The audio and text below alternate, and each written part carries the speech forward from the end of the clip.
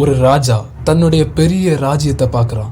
அவன் தன்னோட மனசுல சொல்லிக்கிறான், நான் கெட்டின பெரிய ராஜ்யம் என்னோட பலத்தினாலையும் என்னுடைய திறமையினாலையும் தான் இதை நான் கெட்டினேன் அப்படின்னு சொல்லிட்டு பெருமை பாராட்டிட்டு இருக்கான். அவன் தன்னை பெருமை பாராட்டி கொண்டிருக்கும் போது வானத்திலிருந்து ஒரு சத்தம் கேட்டுச்சு. ராஜ்யபாரம் உன்னை விட்டு நீங்கி போனது அப்படின்னு கேட்டுச்சு. அது முதல் அவன் மாட்டை போல புல்ல தின்ன ஆரம்பிச்சான். இந்த ராஜா எதுக்காக இப்படிப்பட்ட ஒரு தண்டனையை பெற்றுக்கொள்ளணும்? இந்த ராஜா யார் தெரியுமா? நேபுகாத்நேச்சர்.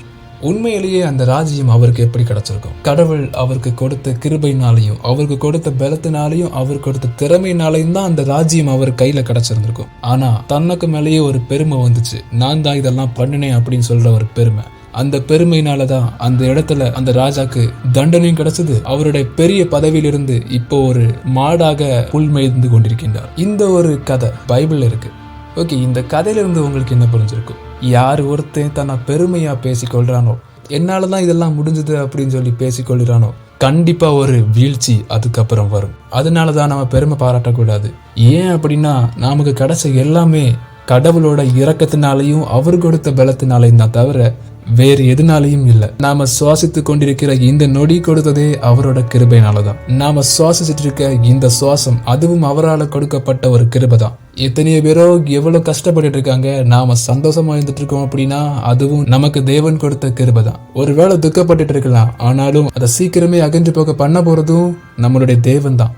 உலகத்தையே படைத்த தேவனுக்கு முன்பாக நம்மளை நாமே உயர்த்தி கொண்டிருந்தோம் அப்படின்னா நாம கண்டிப்பா ஒரு பெரிய வீழ்ச்சி அடைவோம். சரி, இந்த இடத்துல இந்த ராஜா எப்படி மீண்டும் மனிதனாக ஒரு ராஜாவாக பதவிக்கு திரும்ப வந்தார் அப்படின்னு பார்த்தோம் அப்படின்னா, அந்த ராஜா தன்னோட தவறை உணர்ந்து தேவனுக்கு நன்றி செலுத்த ஆரம்பிச்சாரு. கடவுள் தான் எனக்கு இந்த ராஜ்யத்தை கொடுத்தாரு அப்படின்னு சொல்லி உண்மை தேவனை புகழ ஆரம்பிச்சாரு, நன்றி சொல்ல ஆரம்பிச்சாரு. அதனால மட்டும்தான் அவருக்கு திரும்பியும் அந்த பதவி கிடைச்சது, ராஜ பதவி. அதனால தேவனுக்கு நன்றி செலுத்தாவிட்டால் நமக்குள்ள பெருமை நுழைந்து விடும். அதனால் நீங்கள் தாழ்த்தப்பட்டு போய்விடவும் கூடும்.